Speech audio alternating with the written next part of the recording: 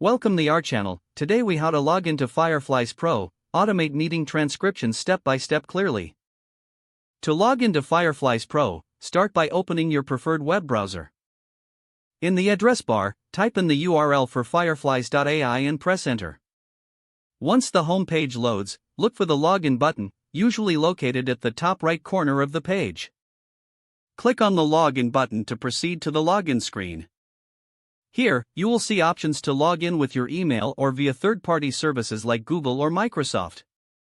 If you choose to log in with email, enter your registered email address in the designated field. Next, input your password in the password field.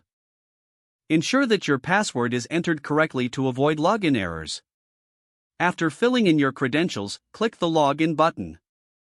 If you've enabled two-factor authentication, check your device for the verification code. Enter the code in the appropriate field to complete the login process. Once logged in, you will be directed to your Fireflies Pro dashboard. Here, you can begin setting up and managing your meeting transcriptions. Explore the features available to optimize your meeting automation experience.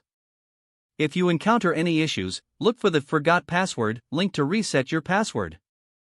Follow the prompts to recover access to your account. That's all you need to know to successfully log into Fireflies Pro. You're now ready to automate your meeting transcriptions. If the page does not load, refresh the browser or try again in a private or incognito window. Make sure you are using the correct email address, then retype it carefully to avoid small typos. If your password is not accepted, use the reset option and create a new strong password you can remember.